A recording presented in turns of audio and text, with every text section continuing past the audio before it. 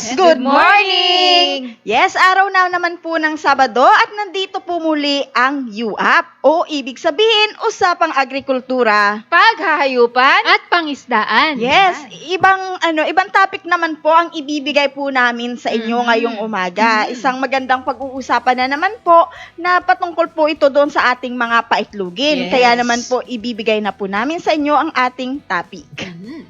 Bakit nga ba may maliliit na itlog at soft shell egg ang ating mga layer? Oo. Yan yung mga karaniwang mga nagiging problema, yung mga nag-aalaga ng pugo, free-range, mga white layers, at kung anumang hayop na nangingitlog, Yung mga lahat itik. nangingitlog. Oo. Oo. So yan nagiging problema, nagkakaroon ng maliit at nagkakaroon ng soft shell. Oo. Paano nga ba natin madidescribe? Ano nga ba yung soft shell na egg? Ayan, yung soft shelled ay Ito yung Teka lang. Ito po yung lumalabas doon sa ating mga paitlugin na itlog na yung kung makikita nyo po yung parang translucent or nakikita mo yung dilaw kaagad doon. Ito Oo. yung hindi pa na-develop na balat or shell ng itlog. Yun po Minsan, yung tinatawag manipis siya na soft sa shell. sobrang nipis niya, kahit pag hawakan mo, nagka-crack agad. Yes. Or minsan naman yung iba, parang ano mo yung water balloon, yung ang lambot niya, pag mo, parang lulubog yung at saka makikita mo na pinaka-covering. yung pinaka-yolk niya. Yes. Oo, kita mo na yun nasa loob. Kasi pag may shell yan, wala talaga, makita mo puti. Puti, Yun yung ibig sabihin. Tsaka pagka yung mas sa maliliit naman na itlog, hindi siya yung normal na maliit kasi di ba meron tayong peewee. Oo. Minsan meron mas may abnormal size pa na maliit. Nasa sa sobrang liit, parang minsan parang pugo na eh. Oo, yun Pugo. nga, yun nga. O kaya, mas malaki-laki ng konti sa pugo. O yun. Ganun yung Or maliliit. or tinatawag nilang undersize. Ayun, oo. So, ano nga ba yung mga nagiging dahilan o sanhi ng mga pagkakaroon ng ganito sa ating mga layers? Unang-una na dyan, yung Yes, edad ng oo. ating mga inaalagaang paitlugin. Of course, syempre, hindi mawawala dyan yung nutrition. Ayun. At syempre kapag nagkasakit sila, Isa pa po sa nakakaapekto na baka hindi po natin alam, yung ating housing or yung management po natin doon sa ating pag-aalaga. At saka isama na natin dyan yung environmental factor. Yes. At Stress. Ayan. Oo. So, na-mention na natin yan, medyo madami-dami. At i-detail po natin yan, bakit nagkakaroon ng ganan. Syempre, una, yung sinasabi nating Age. Yes. Opo. Kapag ka sobrang bata pa or hindi pa po mature yung ating mga paitluging hayop, hindi pa po masyadong develop yung kanilang reproductive system. So, kung baga wala pang sapat na calcium doon sa loob ng kanilang katawan, so yun po ay nagre-resulta ng pag napaaga yung pangingitlog, nagre-resulta po yun ng maliliit na itlog na lumalabas at nagkakaroon po ng soft shell. Oo. Yun So, po. ang dapat din dyan, kumbaga, wala sa age, kailangan, kung nag-aalaga ka ng sisiw, dapat tama yung mga ibinibigay natin na pakain. Yes. Kasi kalakipnan o connection to that is yung nutrition. Yes, Oo. opo. At kung sobrang tanda naman yung mga nangingitlog nyo, syempre kapag kabata, nagkakaroon ng soft shell. Oo. Ganon din kapag ka matatanda. Kasi kapag ka over na yung pangingitlog Yes. nila, katagalan po, numinipis na po yung itlog, yung balat ng kumbaga itlog. nasa retirement stage Oo. na sila. Oo. Nandun kapag ka, nasa retirement stage na, unti-unti pong numinipis yung balat ng itlog niyan. Kaya po nagkakaroon din ng soft shell. Oo. Ayan. Ibig sabihin, nangangailangan pa rin ng nutrition. Yes. Kasi nga, habang tumatagal kasi yung nangingitlog, kailangan mag-supply pa rin tayo ng tamang nutrition o pinaka-nutrient na dapat natin i-adjust dyan, yung kanila mga vitamin D, yung calcium and phosphorus. Dahil yan po yung mga sustansya na yan na para ma-develop yung shell doon sa kanilang oviduct. Oo, Yun. lalong-lalo na yung calcium. Kasi yung calcium yung may pinaka-importanting role para dun sa pag-develop ng mga eggs. Para, kumbaga, quality talaga yung shell na ilalabas ng Yes. itlog nila. Ayun. So, related pa rin dyan. Kaya dapat mas maganda yung nutrition na ibibigay natin. Kung doon sa related doon sa age, kailangan by stages, tama yung sustansya na ibibigay sa kanila. Kaya minsan, kaya maliliit yung naiitlog nila, nagkukulang. Oo. Kulang doon sa mga sustansya na binibigay natin, lalo na ngayon mataas ang feeds. Yes. Nagbabudget tayo, Yes, oo. nagtitipid. Imbis na pure layer feeds ang ibibigay natin, mag-adulterate tayo. Para at least dumami o para maibsan yung konting presyo ng commercial feeds. Pwede naman yan. Actually, yan ang ginagawa natin pag yung mga nagre-request sa atin ng formulation. Pero, dapat ibabalansi pa rin natin, hindi basta tayo magdagdag. Pwede naman yan. At kung ano yung idadagdag natin. Yun ang mahalaga. Yes. So, pangalawa, yung nutrition, kailangan maganda pa rin yung pagkain na ibibigay natin. At isa pa dyan, related dong sa nutrition, yung storage ng pagkain. Yes, Yun, yung oo. pa. Related pa rin yung sa nutrition. Siyempre, nagtitipid pa rin, kukuha tayo ng maraming feeds, i-imbak natin. Pero, hindi natin alam, nagbo-volatile yung mga nutrient na yan, Yes. lalo na mga vitamins. Kasama na dyan yung vitamin D. Kasi kung hindi sapat yung vitamin D, yan po ang isang nutrient na para ma-develop yung Para sa pag-process ng calcium. Yes, yung Yes. classification na tinatawag para ma-provide doon, ma-regulate yan, para mabuo yung shell, kailangan tama yung sustansya ng vitamin D doon sa pagkain. Eh kung na-volatile, so wala na. So, maapektuhan at kaya nagkakaroon ng maliit at nagkakaroon ng soft shell. So, akala nila, yung dami ng pinapakain nila is tama lang para doon. Oo. Matagal pa lang naka-stock yung feeds. Hindi nila alam. Tama nga po yung dami na pinapakain Yes. nyo. Pero yung nutrients na naandun sa feeds, nawala na, nabawasan na. Kasi nga, nag-volatilize na siya or nag-oxidize na yung mga nutrients na meron po doon. Oo. At second po dyan, kapag sobrang stocking po kasi tayo dun sa ating mga feeds, hindi natin namamalay, nagkakaroon po yan ng amag. So kapag Tama. na-intake po yan ng ating mga inaalagaan na paitlugin, so ano pong nangyayari? Yung kanilang kidney is nasisira po yan kasi yung aflatoxin pumasok sa loob ng katawan Yes. nila eh. So nagkaroon ng amag. So naaapektuhan po yung kanilang kidney, yung kanilang reproductive system. Kaya po nagkakaroon ng soft shell or maliliit na itlog yung ating mga paitlugin. Hindi lang sa nutrition, yung ating pag-iimbak na pagkain. Yes, Ayan. opo. Yun dapat nga po lagi is kung ano lang po yung kailangan, dapat alam nyo po yan. Kung ano yung lang yung kailangan in 1 week, yun lang po yung i-provide nyo muna. Kasi madali lang naman bumili eh.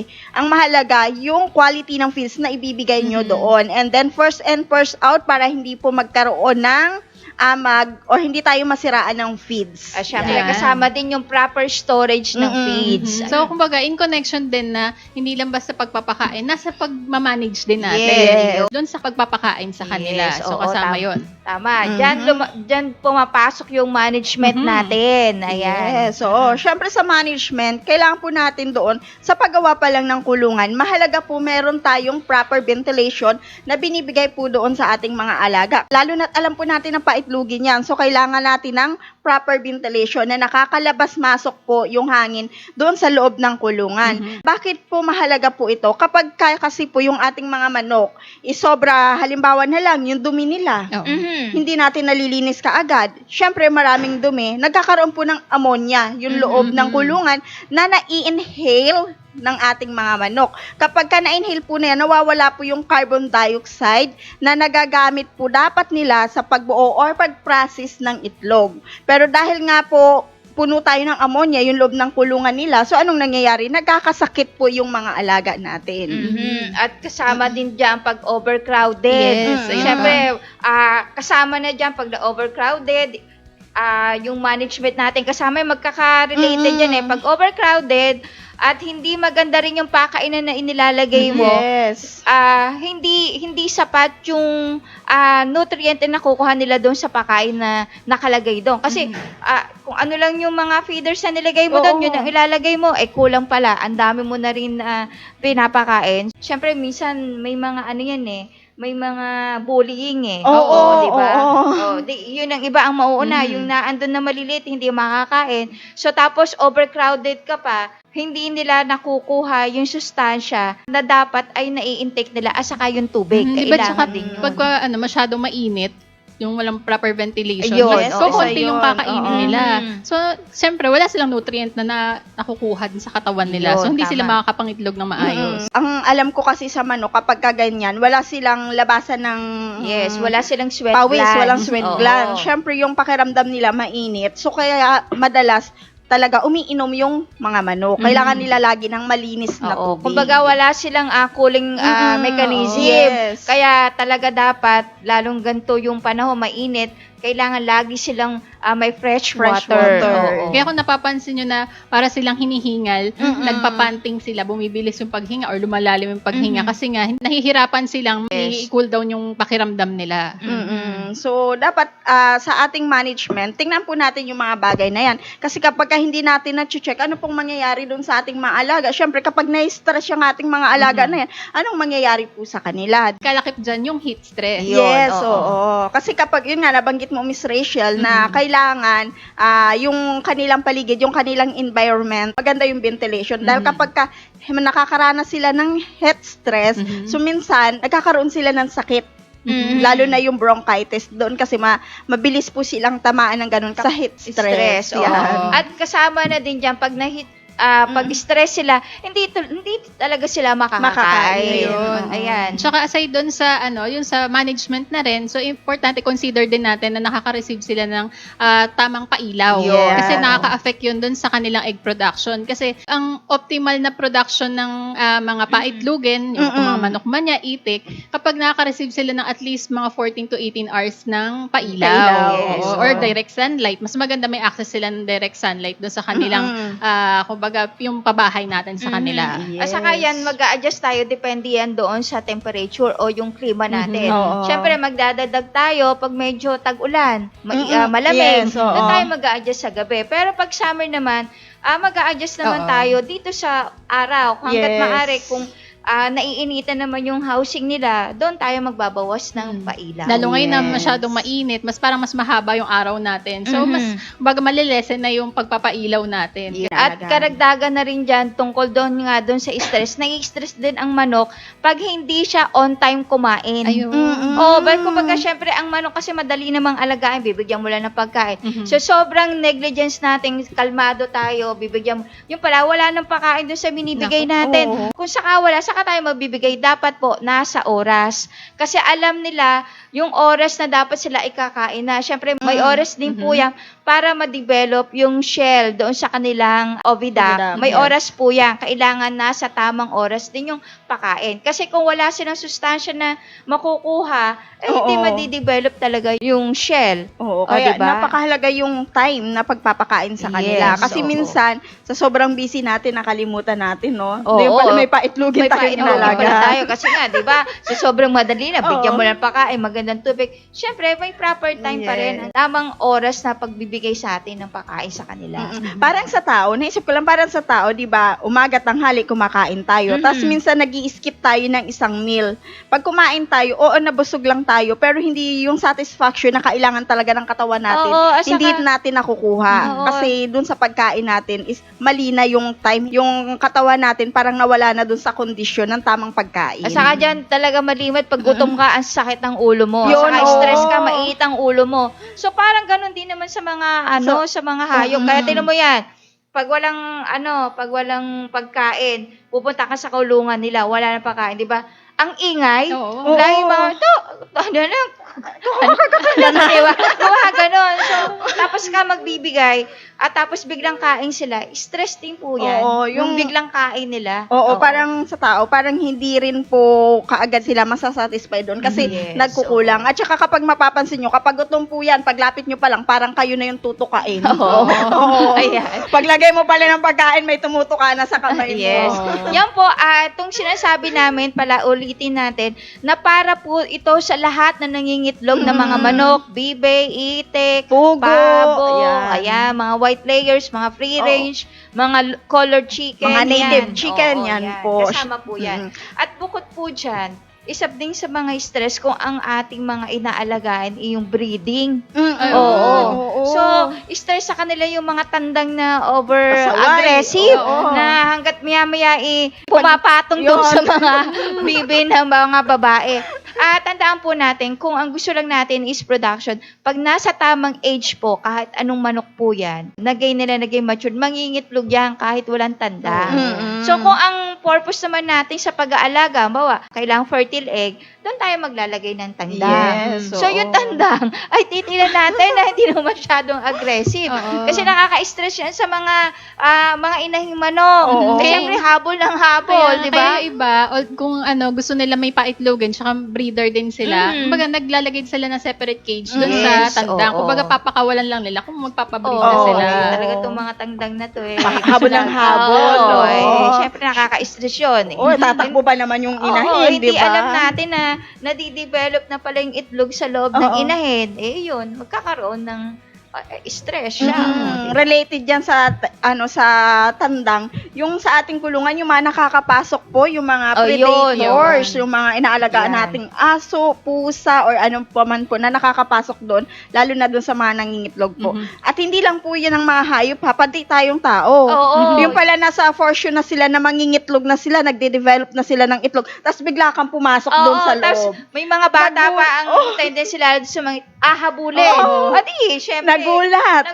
Lumabas yung itlog. Ay, di soft shell kasi hindi Kaya nga. na-develop. Oo. Di ba? Nabigla- nagkabiglaan. Kaya, Oo. o bigla ng itlog, madidevelop pa lang, kaya rin nagkakaroon. At saka, doon din tayo makakita ng maliliit na egg. Ayun. Di ba? Oo. So, yan dapat i-avoid natin. Iwasan po natin yung mga ganyan sa ating pag-aalaga. So, Ayan. in connection nga dyan na, kumbaga, hindi nga sila makakain ng maayos, stress sila, tapos may mga predators pa na, kumbaga, kung may mga iba-ibang hayop na nakakapasok dun sa Oo. area nila, prone talaga sila sa pagkakasakit. Tama. So, isa yan sa nagiging problema kung bakit nagkakaroon ng soft shell tsaka yung maliliit na itlog, yung sakit. Yes. Yes. Kumbaga, magkakonekta yung mga yan eh. Yun. Oo. Oo. Dahil kapag ka may sakit, hindi makakain, hindi makainom ng maayos. Syempre, yung may nararamdaman kasi yung ating hayop, yung ating pautlugan. So, anong mangyayari? Hindi makapag-develop ng maayos. Minsan, bumabagsak yung kanilang vitamin D, yung kanilang calcium. So, kaya nagkakaroon ng soft shell. Yes. Ayun. At oo. saka actually, marami mga sakit na pwede nating i-connect kung bakit nagkakaroon ng soft shell yung mga paitlugen or maliliit na itlog. Pero isa sa common, yung bronchitis. Bronchitis. Yes, oo. Kasi cause siya ng avian na coronavirus.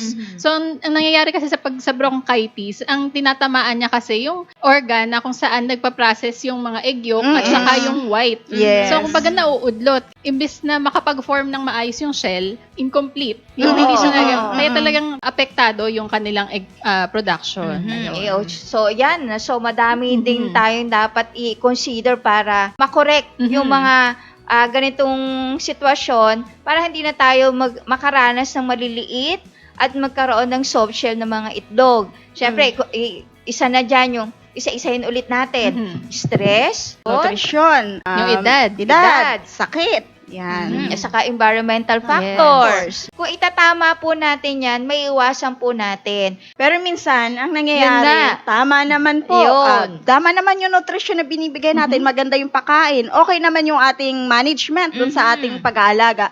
Kaya lang minsan, hindi pa rin naiiwasan na magkaroon ng mga ganyang pangyayari. Yes, oo. So, ang isa po sa dahilan dyan, kahit maganda yung binibigay natin sa kanila, is nagkakaroon pa rin ng soft shell. Baka naman po kasi yung nutrients or yung pagkain na binibigay po natin doon sa ating mga alaga is hindi po na-absorb nung ating inaalagaan ng katawan nila. So, hindi na-absorb, hindi na-utilize ng maayos. Kaya nagkakaroon pa rin po ng ganyan. Oo. Kaya po, ang ginagawa po namin, doon sa iba na pumupunta po dito sa amin or tumatawag po dito sa amin, nagtatanong po, tama naman po, binigay naman sa atin yung mga hinihingi natin na kailangan para matrace natin kung bakit saan nagkamali or ano yung nagiging problema. Tama naman po. Kaya lang, ang ginawa po namin, ang binigay po namin sa kanila, pinatry natin sa kanila yung technology na pinamaintain natin doon sa kanilang inumin ng kanilang mga paitlugin. So far naman, okay naman po. Ang ginawa lang po nila doon is naglalagay lang sila ng isang kutsarang tubig doon sa inumin ng mga manok. Then after a week, nakita nila, gumanda naman yung production. Yung itlog mismo, yung problema itlog, mismo oo. nila na soft shell, is unti-unti naman pong nako-correct po yun. Ayun. So, Ayan. kumbaga walang kahirap-hirap kasi idadagdag lang naman doon sa inumin ng mga Yes. paitlugin yung technology. So, kumbaga hindi naman hassle kung, Yes, kung sakali oo. mang merong konti lang naman na Oo. idadagdag dun sa kanilang pag-aalaga or sa sistema nila. Oo, kasi minsan, maganda naman kasi yung nutrition, na ibigay naman natin yung mga medication. Ang problema, may problema pala sila sila sa reproductive system mismo Ayun. ng kanilang manok, ng kanilang paitlogin. So, ayun, yung technology po ay nakakatulong din para maayos yung reproductive system ng ating mga alaga. Yes. At saka hindi lang naman dyan, no? Pwede din naman ilagay nila yan sa feeds. Pwede nilang i-mix sa feeds nila Yes. yan kung medyo bulk yung kanilang inaalagaan. Ang naglalagay lang tayo ng 2.5 grams o kalahating kutsarita, Oo. kada kilong pagkain. Ayan, hinintay lang natin yan sa kanilang pagkain. So, makukorek na itong mga gantong sitwasyon na nagkakaroon tayo ng maliliit na itlog at nagkakaroon ng soft shell. Oo, kasi sayang naman po yung pag-aalaga natin. Umiitlog nga po, kaya lang hindi natin mapakinabangan. Mapapakinabangan naman natin yung soft shell. Kaya lang po, ang problema, hindi natin maibenta doon sa tamang presyo. Oo, saka Oo. mababa yung presyo na Kasi yung iba, ang ginagawa dyan, ang daming soft shell, inaalis na nila yung pinaka-shell na soft, nilalagay nila sa plastic, at mga ilang piraso yan, yun. Parang, pag binili mo, prito mo na lang. Oo. Yung problema dyan, hindi mo lang siya may store ng matagal. Yes, Oo, kailangan gamitin mo kaagad. Within 24 hours, dapat maluto Oo, mo kainin yun. mo na, Kainin yan. mo. Kung meron pa silang katanungan at medyo na off-air na tayo, pwede nyo po kayo mag-leave ng comment nyo at sasagutin po yan. Opo, Oo. at O kaya tumawag kayo. Yan, pwede po Oo. kayong tumawag sa mga contact number po natin sa office. Ito po yung contact number, 0939-917-2858, 0917-540-8887, 0917-502-1007, at 0917-875-4262. Yung ating landline po, 8842-3003. At yung ating Viber and WhatsApp number po, lalo na sa ating mga OFW, ito po, 0939-917-2858. Yan, pwede po kayong tumawag or mag-message po. Ayan. At syempre, pwede rin silang direct na mag-message sa atin dito sa ating Facebook page, Atovi Nanotechnology. At nariyan po lagi ang Facebook group na Livestock Agri-Aqua Troubleshooters Organization o yung LATO. So ito po ay Facebook group na contact point ng mga farmers at would-be farmers sa larangan po ng paghahayupan, pangisdaan at paghahalaman. So lahat po ay welcome dito, especially yung related sa ating Yes. topic, kung may Yes. mga paitlugin at binibenta nyo yung mga itlog. So baka may mga members po na naghahanap ng mabibilhan or yung masusuplayan ninyo ay magkakatulungan po tayo dito. So yung may mga inquiries po, pwede rin po kayong mag-post ng inyong mga tanong at may mga sasagot din po sa inyo dito. At syempre po, huwag niyong kalimutan na i-visit ang aming website. So yung www.atovinanotechnology.com. So nandyan po yung information tungkol sa technology at iba pa naming products. At syempre, pag may mga upcoming events ang Team Atovi ay ipopost din po namin sa aming website. At syempre, kung may mga tanong po kayo, open po ang aming forum section at may mga sasagot din po sa inyo dyan. Yun, syempre, huwag niyong kalimutang i-visit yung aming YouTube channel na Team Atovi. Lahat po ng mga discussion namin nung nakaraang pang mga farmers talk and then yung UAP na ito na bagong segment po namin, lahat po ng discussion andoon, i-visit nyo lang at pwede po kayo mag-leave ng message po doon at kayo po ay sasagutin dyan. Yan. Yan. At syempre, huwag niyong kalimutang mag-subscribe at i-follow kami sa TikTok account namin na Team Atovi. At Atovi Nanotech. Yes, yun. At kung wala na po kayong tanong, ay pwede naman po mamaya kahit off-air kami. Yes. Then, sige po, pansamantala po, kami po ay magpapaalam na. Hanggang sa susunod po na Saturday, sana po ay samahan niyo po ulit kami at magkita-kita po tayo. At lagi niyo pong tatandaan, Team Atovi will always continue to educate, share, and inspire others. Bye-bye!